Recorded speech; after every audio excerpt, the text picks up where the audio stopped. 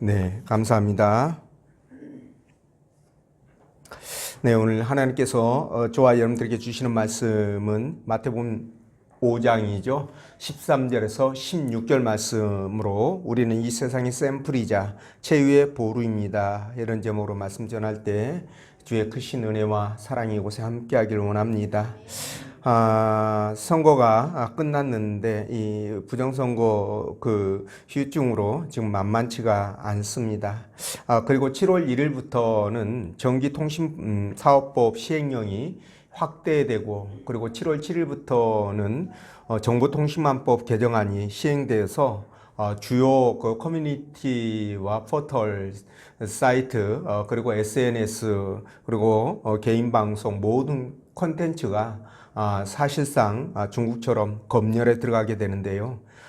여기에서 이제 징벌적 손해배상이라는 것이 적용되어서 이거 그 말 한마디 잘못하게 되면 개인과 회사가 파산을 하는 그런 상황으로 이제 들어갈 수도 있다는 거죠. 그래서 사실상 언론의 자유가 사라지는 거 아니냐 이렇게 많은 사람들이 우려를 하고 있습니다.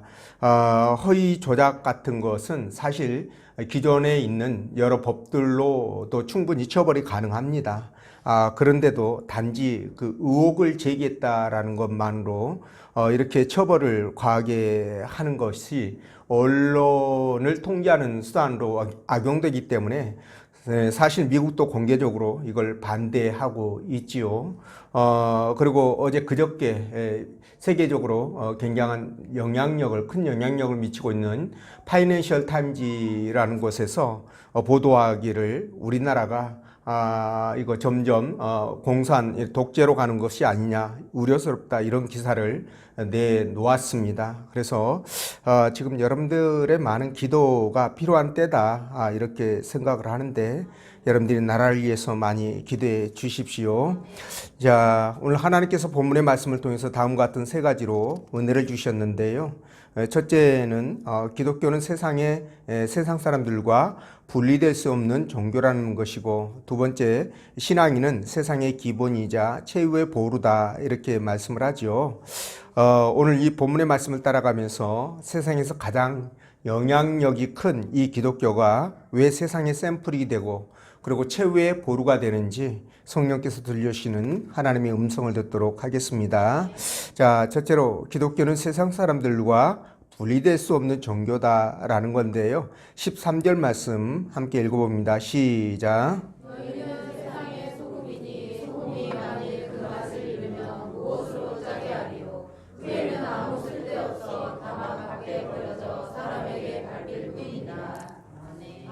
아멘. 자, 본 말씀은 주님께서 당신의 나라 백성들이 이 땅을 어떻게 살아가야 될 것인가에 대해서 비유로 말씀하신 건데요.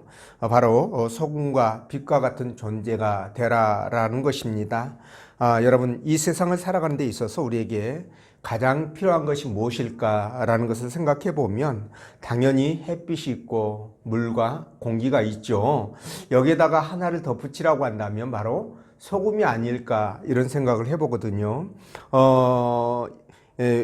지금 제가 여러분들에게 말씀을 드린 것들은 이것이 만약 없다고 했을 때 우리는 단 며칠 또는 몇십일 또는 몇 분도 못 살고 이 땅을 떠나야 됩니다. 그 정도로 이 지금 언급된 부분들은 너무너무 우리가 살아가는 데 있어서 소중한 것들인데 그럼에도 불구하고 이 소금이 얼마나 중요한지를 아는 사람은 그렇게 많지를 않은 것 같습니다. 자, 지난번에도 말씀드린 것처럼 전체 소금에서 약 한 5%에서 10% 정도만 식용으로 사용이 되고요. 나머지는 전부 다 공업용, 산업용 뭐 이런 것들로 사용되고 있기 때문에 만약 소금이 없다면 여러모로 심각해진다는 거죠. 우리 인간들에게 소금은 정말 중요한 것이 만약 이 소금이 없다면 여러분도 너무 잘 알고 있듯이 음식의 맛을 낼 수가 없습니다. 맛의 기초는 설탕이 아니라 소금이죠. 예, 그래서 소금이 없으면 맛을 낼 수가 없고 또 만약 하루에서 3일 정도 소금을 섭취하지 않으면 피로가 오고 집중력이 저하되고 근육에 경련이 일어나고요. 이런 일들이 있고, 그리고 4일에서 약 일주일 정도 소금을 못 먹으면 구토, 두통, 어지럼증, 그리고 저혈압 이런 증세가 나타난다고 합니다. 그리고 일주일 정도 못 먹으면 일주일에서 2주일 정도 못 먹으면 내부종이 생기고 발작이라든가 정신이 혼미해지고요. 그 다음에 2주 이상 못 먹으면 신장 기능이 망가지고, 그리고 심혈관 관계가 정지되고 사망에 이른다고 하니까 이 소금이 정말 중요하구나라는 것을 알 수가 있는데요. 그래서 오늘 주님도 이런 소금의 중요성을 아시고 우리에게 이 소금처럼 세상에서 그러한 존재가 되라고 그렇게 말씀하지 않았을까 싶은 생각이 듭니다. 자, 이처럼 세상 사람들에게 반드시 필요한 존재가 소금이듯이 저와 여러분들도 이 소금처럼 세상 사람들에게 뗄래야 뗄 수 없는 관계라는 것, 세상 사람들과 뗄래야 뗄 수 없는 관계라는 것을 말씀하시고요. 그래서 우리는 이 소금처럼 세상 사람들과 함께 갈 수밖에 없다는 거죠. 여러분, 이 빛과 소금은 모든 사람들의 주목을 받을 수밖에 없습니다. 왜냐하면 그들과 따로 분리되어져서 눈에 보이지 않는 곳에 살아가면 주목을 받을 이유가 없죠. 근데 소금같이 그들의 일상에서 있는 듯 없는 듯, 그러나 없으면 절대 안 되는 그런 존재로 살아가려면 반드시 그들의 주목을 받을 수밖에 없는 거죠. 그래서 우리 신앙인들의 언행이 그만큼 중요하다는 것인데요. 우리 신앙인들이 본이 되는 삶을 살면 하나님께서 영광을 받으실 것이고, 또 반대로 우리가 엉망으로 살면 하나님이 욕을 잡수시겠죠. 그렇죠? 그렇기 때문에 우리의 언행이 그만큼 중요하다는 것을 이렇게 함께 생각해 볼 수가 있는 겁니다. 그런데 우리는 여러분 하나님 나라 백성이죠. 그래서 이 세상 사람과는 사실상 다릅니다. 다르다는 거죠. 생김새도 같고 모든 것이 똑같이 보이지만 그럼에도 불구하고 우리는 다른 존재라는 것이에요.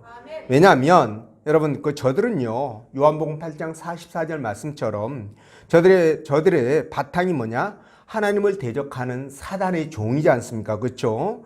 사단을 아비로 섬기다 보니까 본능적으로 저들은 이 거짓과 권모술수라든가 이 아주 흉측망측한 이런 것들이 함께 해서 우리 신앙인들을 본능적으로 싫어할 수밖에 없어요.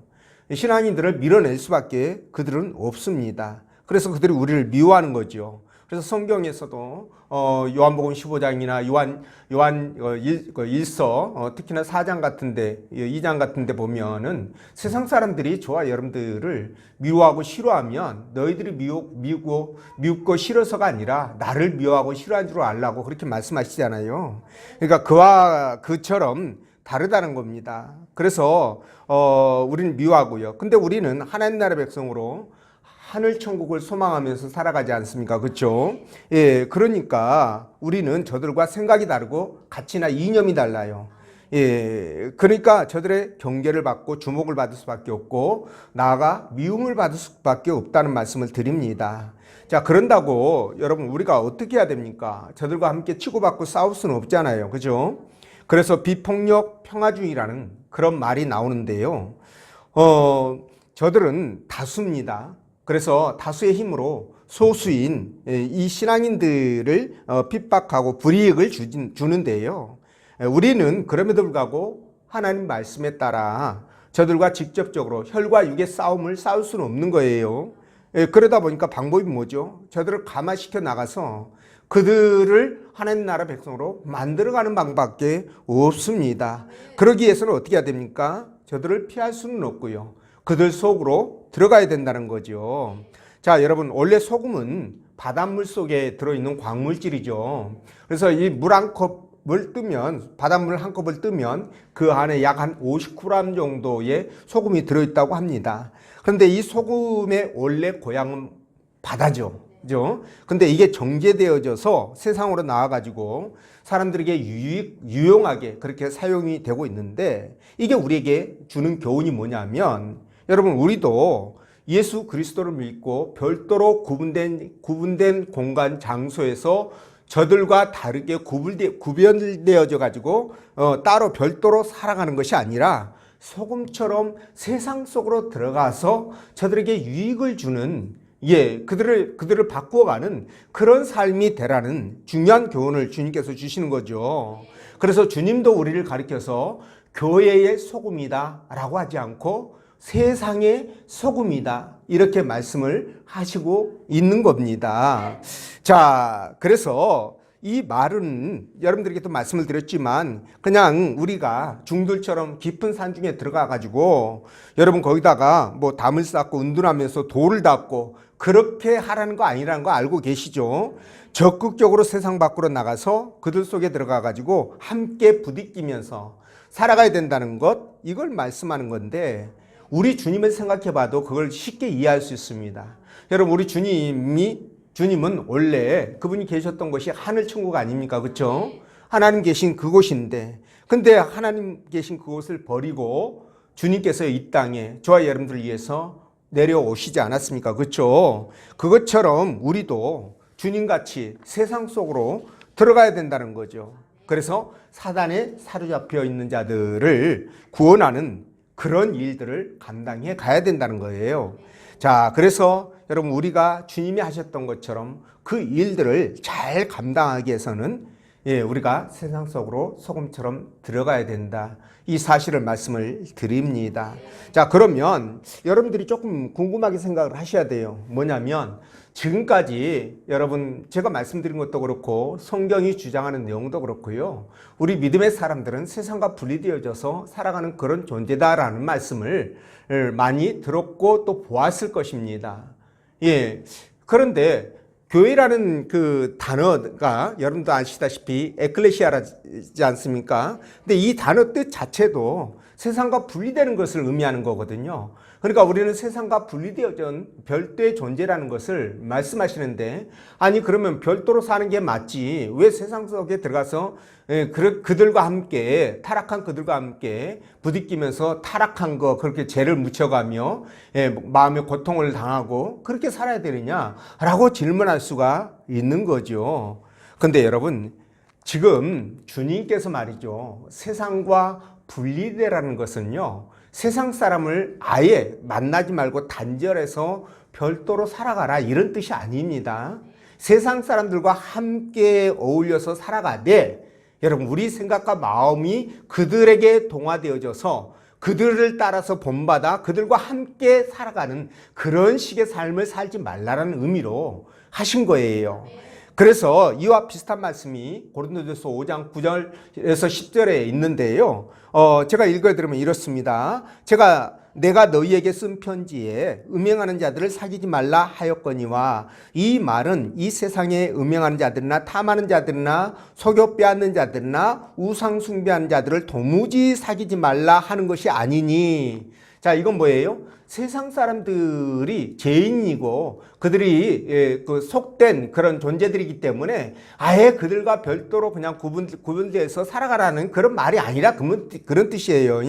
만일 그들과 분리돼서 살려고 마음먹고 그렇게 한다면 너희는 세상 밖으로 나가야 될 것이다. 세상 밖으로 나가면 어디로 가라는 얘기입니까? 도대체 우주로 날아가라는 뜻인가요? 어쨌든 간에 여러분들이 정말 그런 사람이 싫어서 나는 분리돼야 되겠다. 나는 그들과 함께 도저히 살아갈 수가 없다라고 한다면 세상을 떠나라는 거예요. 이런 말씀을 하십니다. 그래서 이런 말씀을 봐도 세상과 단절하고 그리고 운동해서 살아가는 거 이런 것은 성경의 올바른 뜻이 아니구나.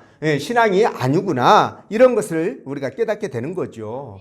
물론 여러분 예수님 당시에 이 세상과 분리돼 가지고 산속이나 동굴 가운데서 살아가면서 세상을 등지고 살아가면서 하나님께 기도하고 성경을 필사하고 그리고 정말 온시적인 삶을 살았던 세례 요한이 속했던 에세네파라는 그런 종파도 있었습니다. 그리고 지금도 미국의 아미시 마을이라는 이런 곳이 있는데요. 이건 몇 군데 있더라고요. 3군데 정도 있더라고요, 보니까. 근데 이런 마을은요, 세상 문명과 단절을 하고요. 핸드폰 없고, 텔레비전 없고, 전화기 없고, 자동차 없고, 마차 타고 다닙니다. 농사를 지어도, 중세시대 방법으로 농사를 짓고 있고요. 그런 곳이 있습니다. 근데 그러면서 이렇게 뭐랄까요? 세상과 분리돼 가지고 단절돼서 살아가는 그런 사람들이 지금도 있기는 합니다. 근데요, 이런 삶을 사는 사람들을 저는 잘못됐다 비난하고 싶지는 않습니다. 왜냐하면 그들이 그렇게 살아가는 이유가 있거든요. 그게 뭐냐면 세상의 유혹에 노출되지 않고 그만큼 변질되고 타락할 확률은 줄어들겠죠. 노출되지 않고 오직 하나님만을 깊이 묵상하면서 그렇게 하나님과 함께 살아가겠다라는 그런 마음이거든요. 그런 마음에서 출발한 거예요. 그러니까 의도는 굉장히 좋은 거죠. 그러니까 그런 마음은 충분히 이해하고 존경을 합니다. 그러나 여러분, 오늘 주님이 하신 이 말씀처럼 세상에서 빛과 소금으로 살아갈 수는 없는 거예요. 그렇지 않겠습니까? 그리스도의 향기를 드러내면서 그들을 주께로 인도해야 되는데 그런 삶은 살 수가 없다는 거죠. 이런 관점에서 봤을 때 그렇게 세상과 단절되어지고 분리되어져서 세상 사람과 교제하지 않고 그렇게 그냥 나 혼자만 그냥 꽁꽁 싸매면서 사는 것, 이거는 성경적으로 볼 때 바람직하지 않다, 이 말씀을 드립니다. 여러분 또 공감하시죠? 그래서 요한복음 17장 18절 말씀을 보면요, 아버지께서 나를 세상에 보낸 것 같이 나도 그들을 세상에 보내었고, 주님이 저와 여러분들을 세상으로 보냈다는 거예요. 주님이 베드로를 비롯한 12제자를 세상으로 보내면서 내가 너희를 이리 앞에 보낸 것과 같다라는 그런 말씀을 하셨지 않습니까? 그렇죠? 그러니까 보내기는 보내야 되는데 마음이 편치는 않다, 그런 말씀을 하신 거예요. 이런 걸 봤을 때 우리가 운둔하거나 도피하거나 이런 것은 올바른 신앙이 아니라는 거죠. 그러면 우리는 어떻게 해야 되는가? 하나님의 말씀이 있죠. 이 진리, 이거 붙들고요, 주님의 사랑과 은혜를 품고 교회 밖으로 가야 되겠죠. 그리고 세상 속으로 들어가야 됩니다. 마치 바닷물 속에 있던 소금이 각종 필요한 곳으로 가가지고 맛도 내고 또 사람들에게 유익을 주고 또 생명을 살리는 것처럼 우리들도 또 세상 사람들에게 다가가서 복음을 전하여 생명도 살리고 그들의 피로도 채워주고 주의 은혜와 사랑도 맛보여 줘야 되잖아요. 그죠? 이런 일들을 우리가 해야 된다는 겁니다.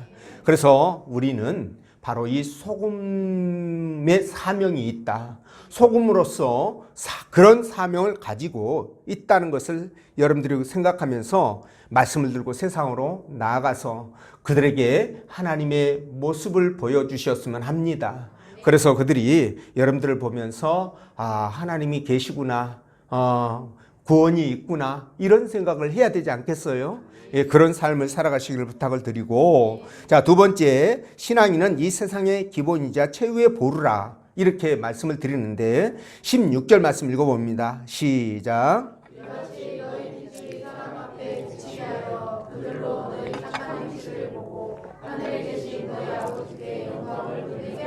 아멘. 자, 16절은 빛과 소금인 우리가 이 세상에서 어떻게 살아가야 할 것인가에 대한 결론이에요.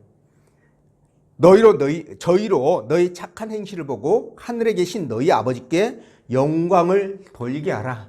그러니까 너희가 하는 그 삶의 모습, 말하는 그 모습을 보면서 저들이, 세상 사람들이, 믿지 않는 자들이 하나님께, 하나님의 살아계심을 인정하고 그분께 영광을 돌릴 수 있도록 너희들이 그런 삶을 살아라. 그게 바로 빛이고 소금이다, 이런 말씀을 하시는 겁니다. 자, 빛과 소금은 우리 주변에 너무도 흔합니다. 여러분들 빛이 없어질 걸 걱정하거나 소금이 없어서 음식에 맛을 내지 못할 것을 염려하는 그런 분들은 아마 한 분도 안 계실 겁니다. 왜 그렇죠? 너무 넉넉하니까, 너무 풍족하니까, 그렇죠? 그러나 사람의 생명을 유지하는 데 있어서 필수적이라는 것을 아는 사람은 그리 많지 않다는 거죠. 그래서 우리는 그들 속에 묻어 들어가서 나는 예수 믿는 사람이요, 나를 보고 따르시오 이러면서 굳이 그럴 필요는 없는 거죠. 빛과 소금처럼, 그죠? 있는 듯 없는 듯. 그러나 하나님의 영광을 발산하는 그런 발사체처럼, 반사체처럼, 그죠? 예, 반사체처럼, 발광체가 아닙니다. 우리는 하나님의 빛을 받아서, 주님의 빛을 받아서 반사를 하는 반사체예요. 스스로 빛을 내는 발광체가 아닙니다. 예, 반사체로서 그들이 하나님께 영광을 돌릴 수 있도록 하고, 그리고 또 그들의 생명을 살리는 일을 우리가 감당해 가야 된다는 거죠. 근데 이 빛과 소금은요, 어떤 사고나 천재지변을 당하면 그 필요성을 절실하게 느끼게 됩니다. 아니, 소금이 사고나 천재지변에 무슨 필요성이 있을까요? 그렇지 않습니다. 여러분들이 만약에 사고를 당했거나 아니면 몸이 아파서 병원에 가면 제일 먼저 여러분들에게 처방하는 것이 뭡니까? 그렇죠. 닌겔이죠. 닌겔이라고 하는데 이 닌겔이 뭐예요? 식염수잖아요. 식염수. 거기에 뭔 자가 들어가요? 염자가 들어갔죠. 소금 염자가 들어가 있습니다. 소금물이에요. 소금. 먹는 소금물. 그걸 갖다가 우리 몸에다가 놔주는 거죠. 이 소금 굉장히 중요하다는 거 알 수 있겠죠. 그렇죠? 그리고 여러분 뭐 천재지변이나 어떤 사고 생기면 이게 여러분 이 밝은 빛이 있어야 어떤 일들을 또 해보지 않을 거 아니겠습니까? 그렇죠? 그래서 굉장히 중요합니다. 이것처럼 있는 듯 없는 듯 하지만 저와 여러분들은 빛과 소금으로서 이 세상에서 아버지가 주신 사명을 감당하는데 이 세상에서 이 세상 사람들의 기준이 되는 거예요. 이 세상 사람들이 판단하고 생각하는 기준을 제공해 주고요. 그리고 이 세상이 무너지지 않도록 바치는 최후의 보루가 되는 겁니다. 이게 바로 신앙인이에요, 여러분. 정말 긍지를 가지셔도 됩니다. 자, 제가 여러분들에게 계속 이것에 대한 설명을 할 텐데 13절에 보면 소금이 그 맛을 잃으면 무엇으로 짜게 하리요? 자, 여러분 이 말씀과 연관되어 있는데요. 만약 교회가 없다면 세상 사람들이 어떻게 하나님을 찾을 수가 있고 또 이 세상의 판단 기준이 되는 하나님의 말씀을 가진 여러분들이 무너진다면 이 세상은 어떻게 선과 악을 분별하고 옳고 그름과 그리고 참과 거짓을 구별할 수 있겠냐는 거예요. 여러분들이 그것에 대한 기준이 되어 주셔야 된다는 겁니다. 예, 만일 하나님의 말씀을 가진 저와 여러분들이 없다 그러면 이 세상은 사단의 권세에 붙잡혀 있어가지고 사람들이 깨닫지도 못하고 깨닫고 나오려고 하는 노력도 없이 어떻게 됩니까? 예, 그러다 보니 진실도 없고 인간의 최후 보루라고 하는 이 양심마저 무너져가지고 마치 짐승들이 판치는 양육강식의 세계, 그렇죠? 소돔과 고모라와 같은 세상으로 변하는 것은 뻔한 이치입니다. 근데 그것들을 막고 정화시키는 작업을 하는 게 바로 하나님의 말씀이고 그 말씀을 우리들이 가졌기 때문에 우리가 뭡니까? 그것에 대한 최후의 보루가 된다는 이 말씀을 드리는 거예요. 예, 이해가 되시죠? 자, 여러분 지금까지 이 세상에 있는 이 세계 질서는요, 여러분 어떻게 지탱되어 어디에서 만들어졌고 어떻게 지탱되어 있는 줄 아십니까? 이것을 아시는 분들은 그렇게 많지 않더라고요. 이 세상 질서가 기독교적 이념과 가치관에 뿌리를 두고 세워졌다는 사실입니다. 예.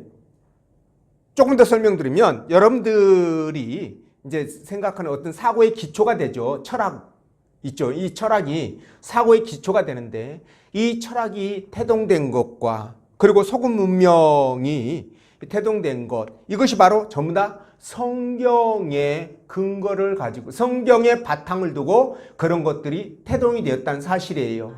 소금 문화가 성경의 기초를 두고 이루어진 겁니다. 그게 세계의 문화가 됐던 것이고요. 철학도 사람들의 사고를 지배하는 이 철학도 그런 바탕에서 나온 거예요. 예, 그리고 지금 최고의 가치인 인권이라든가 자유라든가 이런 것들, 도덕적 기반들 이런 것들이 전부 다 성경에 있는 하나님 말씀에 기초를 두고 있습니다. 다 거기에서 나온 거예요, 이것들이. 자, 그래서 지금까지 몇천 년을 이 그 성경적 바탕에 기반을 둔 이런 사고들이 몇천 년을 이렇게 질서를 이루면서 이렇게 지금까지 이렇게 왔는데 이것에 대해서 굉장히 지금 중대한 도전을 받고 있습니다. 이 질서가 굉장한 도전을 받고 있어요. 그 하나의 예를 들어보면 여러분 그 중국의 모택동 발음도 잘 안 되네요. 이 사람이 1958년에 중국을 완전히 공산주의로 개조를 시키겠다고 대약진 운동을 벌립니다. 이거 보면요 말도 안 되는 일들을 막 하거든요. 막 논밭에 있는 새부치 다 끌어다가 막 녹여가지고 그 일 더 시킨다고 막 밥을 공동으로 마을에 공동으로 하고 막 진짜 이건 말이 안 되는 그런 일들을 막 벌리는데요. 그러다 보니까 이게 중국 사람들이 당시에 기아로 약 한 6천만 명 정도가 이 대약진 운동 때 죽습니다. 기근으로 사고로 전부 다 이렇게 죽임을 당하게 돼요. 그런데 이렇게 되니까 모택동이 자기 정치적 입지가 약해지겠죠. 이걸 무마시키기 위해서 뭐를 했냐면 사회 그 질서를 바꾸는 작업에 들어가는데 이때 어린 학생들이 있죠. 얘네들을 홍위병 들어보셨죠? 홍위병으로 사용을 해가지고요. 그들의 스승인 교사나 교수 그리고 지식인들 이런 사람들을 전부 다 뭡니까? 심지어 부모까지 고발하고 체포하고 그리고 죽이도록 해가지고 이 수천 년을 이어온 중국의 전통 문화라든가 유산이 파괴되고 미풍양소 가정과 인륜이 파괴되는 그런 엄청난 고통의 시간들이 있었습니다. 결국은 실패했죠. 실패했습니다. 그리고 또 그때 당시에 중국은 이 교회를 얼마나 핍박하고 탄압했는지 몰라요. 그래서 교회를 다 폐쇄하고 그리고 좀 목회자들을 전부 다 이렇게 투옥시키고 죽이고 그리고 교회 재산은 전부 다 압수를 하죠.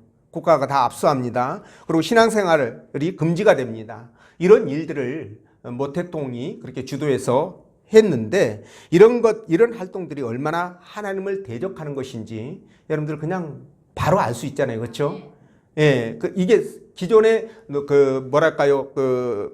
우리 인간 사회를 지탱해 왔던 정신적, 문화적 이런 뭡니까 도덕적 기반을 바탕부터 허물어 버리는 이런 사건이었던 거예요. 그리고 지금도 여러분 저도 말씀을 드렸고 많이 들었을 텐데 지금도 말이죠. 이 피시주의, 이 정치적 올바름이라는 건데 참 이름은 잘 지었어요. 이름 짓는 데는 아주 탁월한 재주가 있습니다. 그래서 정치적 올바름이라는 이 political correctness라는 이런 피시주의를 만들었는데 이게 가장 핵심적인 것이 뭐냐면 차별 금지입니다. 그래서 이들은 말이죠. 좋은 이름대로 인종이라든가 성별, 종교, 장애, 그리고 성적 지향, 그리고 뭐 사회적 소수자나 난민 이런 사람들을 보호하고 그들을 지켜야 된다라고 그렇게 주장을 합니다. 근데 이런 것들은 굉장히 좋은 주장이에요, 여러분. 얼마나 좋습니까? 그렇죠? 성경도 이 사람들이 주장하는 것을 이미 말씀을 하셨고 우리 주님도 이들의 주장들처럼 고아와 과부를 위해서 가난하고 힘없고 약한 자들을 위하여 집중적으로 복음을 전하고 그들을 돕고 사역을 하셨습니다. 치유하고 고치고 그죠? 이런 사역들을 하셨어요. 다만 여러분 차별을 금지한다고 해가지고 이게 하나님의 말씀을 벗어날 수는 없어요. 이게 우리와 그들과의 차이입니다. 그들은 이 차별을 금지한다고 해서 하나님 말씀이고 뭐고 이거는 뭐 안중에도 없고요. 그냥 무조건 이 일들을 밀어붙이는데 우리는 하나님 말씀만 해서 이 일을 하자는 거예요. 이게 그들과 우리의 차별입니다. 그래서 그들은 차별을 금지한다고 해가지고 동성애를 지지하죠. 그리고 남녀의 성별이 동등하다고 주장합니다. 그리고 그래서 이들은 화장실도 목욕탕도 남녀 구분 없이 만들어야 된다고 그렇게 얘기를 해요. 이번에도 보건복지부에서 남녀 구분 없이 한 병실에 환자들을 몰아넣겠다 이런 발상을 발표했다가 몰매 맞고 철회한 일이 있습니다. 그러니까 이렇게 하는 것을 보면 여러분 성경하고는 전혀 맞지가 않아요. 그러니까 이렇게 한 의도가 뭐냐 이걸 알아야 됩니다. 이 의도는 뭐냐? 기존의 기독교적 바탕에 의해서 세워진 이 세계 질서를 몇천 년을 이어온 이 세계 질서를 완전히 허물고 새롭게 만들어 가겠다라는 의도가 거기에 깔려 있는 겁니다. 이걸 우리가 아셔야 돼요. 예, 그래서 차별을 금지한다고 여러분 이거를 법으로 강제하고 처벌을 하면 어떤 일이 벌어지겠습니까? 사회는요 급속하게 경직되죠. 그리고 표현의 자유가 사라집니다. 여러분들이 만약에 뭐 아무 생각 없이 장애인이 있는데 다리를 저네 이렇게 얘기했다. 이거 고소하면 차별금지법으로 바로 걸립니다. 저기 안 못 보는 그 시각장애인에게 봉사 이렇게 말해도 차별금지법으로 걸립니다. 이것뿐만이 아닙니다. 그러다 보니까 여러분 표현의 자유가 급격하게 이축되고요. 차별을 금지한다면서 오히려 역차별을 하는 그런 상황이 벌어지는 거예요. 여러분 영국 같은 데서 그 동성애자들이 그 축제를 하잖아요. 시위를 하잖아요. 그러면 그거 보면서 비난하거나 비난하는 그런 말을 하면 여러분 바로 여러분 구속됩니다. 그러니까 소수를 보호한다고 소수를 보호한다고 이 다수가 권리가 침해되고 자유가 제한되고 다수가 피해를 보는 이런 상황들이 발생하는 거예요. 여러분 동성애자들이 전체 인구 중에서 얼마나 되겠습니까? 저는 생각해도 뭐 아무리 많아도 5% 넘겠느냐 이런 생각을 합니다. 그럼 5%를 위해서 95%가 희생하고 죽어 살아야 되냐 이거예요. 말도 못하고. 그들이 따라와야죠. 다수를. 그들이 맞춰와야죠. 근데 이 차별금지법은 다수가 소수에게 맞추라는 거예요. 그걸 법으로 강제합니다. 그래서 이들은 혐오 대상이 있어요. 유대교와 기독교는 혐오 대상입니다. 그리고 백인 남성 혐오 대상이고, 그리고 그러니까 결혼은 이성끼리 해야 된다라고 주장하는 사람도 혐오 대상이에요. 그리고 이들은 우호적인 대상으로 생각하는 게 누구냐? 이슬람, 페미, 흑인, 그리고 또 뭡니까? 이민자, 난민, 그리고 성적으로 소수자들, 동성애자들 이런 사람들 말합니다. 이런 사람들을 자기 편으로 생각합니다. 그러니까 이런 사람들을 위해서 그들이 활동을 해요. 여러분 이렇게 되면 사회가 애곡되겠죠. 기존의 질서가 망가지게 됩니다. 그래서 새로운 질서를 만들어가는데 이게 강제가 어렵지 않습니다. 여러분 새로운 질서 만들기 어렵지 않아요. 법만 바꾸면 돼요. 그리고 잡아다가 집어넣고 벌금 물리고 이러면 바뀌어갑니다. 그리고 좋은 예가 여러분 노란봉투법 아닙니까? 그거 만들어 놓으니까 지금 뭡니까? 기업들이 노동자들이 사정없이 데모를 하니까 지금 외국인들이 지금 빠져나가고 있죠. 외국 기업들이 빠져나가고 주식을 팔아제끼고 이러고 있지 않습니까? 그러니까 이 법을 만들 때 굉장히 신중하게 법을 만들어야 되는 거죠.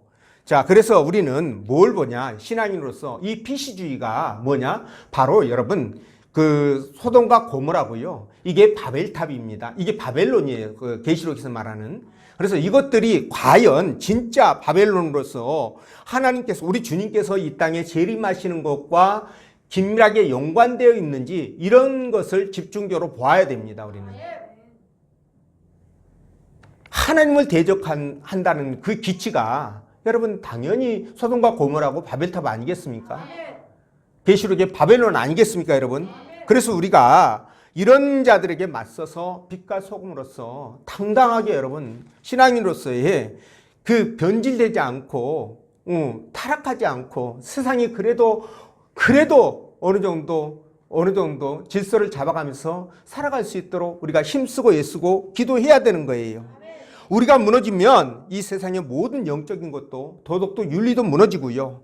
그야말로 이 세상은 최악의 저질들에게 지배당하는 그런 세상으로 바뀌게 될 것입니다. 그래서 여러분 우리가 흔들리면 안 되죠. 우리 흔들리면 세상이 흔들리고요. 우리가 무너지면 세상이 무너집니다.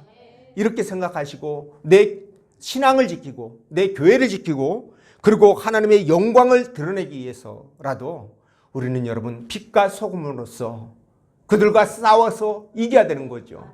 근데 싸울 때는 어떻게 싸우라고 그랬죠? 쌈박기를 하라고 그랬습니까? 그거 아니죠. 이 방법만 다를 뿐이에요. 비폭력 평화주의라는 것만 다를 뿐입니다. 그래서 여러분 우리의 존재는요 이 빛과 소금처럼 귀하고 귀하다는 사실을 꼭 아십시오. 너무 많다 보니까 너무 그냥 구원을 쉽게 받다 보니까 가치 없는 것처럼 생각되어지고 그죠? 세상 사람들도 만만하게 교회를 보고 그렇지만 사실 주님은 저와 여러분들에게 빛이라고 소금이라고 말씀하시므로 우리의 존재가 너무 귀하고 너무 위대하다는 것을 이미 말씀하셨습니다. 그러니까 우리는 변질되면 안 되고 타락하면 안 되겠죠? 안 됩니다. 그래서 우리가 수많은 영혼을 살려야 되고요. 그리고 우리가 파수꾼의 역할을 잘 해야 되잖아요. 그죠? 이 변질되고 타락해가는 이 세상에 비수주의가 정말 그냥 판을 치고 정말 세상을 뒤집어 엎으려고 그러고 기존의 질서를 무너뜨리고 완전히 세상을 망가뜨리는 이 상황 속에서 그래도 여러분들이 이 방파제 역할을 해야 된다라는 겁니다. 그러기 위해서 여러분 고난과 어려움은 따를 수밖에 없어요. 다수인 저들과 싸우는데 어떻게 고난이 없고 어려움이 없고 그러겠습니까? 그렇다고 해가지고 그것을 우리가 피한다라고 한다면 우리는 빛과 소금의 역할을 감당하지 못하는 거예요. 싸워야 되죠. 싸울 때 그냥 맞는 거예요. 그냥 쥐어 터지고. 주님이 아시잖아요. 그죠? 그렇게 싸우는 겁니다. 그래서 여러분 우리가 이 세상의 최후의 보루다. 그리고 이 세상 사람들이 판단할 수 있는 그 판단의 근거다. 왜? 하나님 말씀이 근거니까 그 말씀을 가지고 있는 저와 여러분들이니까 우리가 바로 판단 근거가 된다는 사실을 우리가 꼭 기억하고 자부심을 갖고 예, 여러분 우리는 이 세상 어디서든지 하나님의 영광을 드러내고 빛과 소금의 삶을 살아갈 수 있도록 힘쓰고 애쓰는 여러분 되시기를 주의 이름으로 축원드립니다. 기도합니다.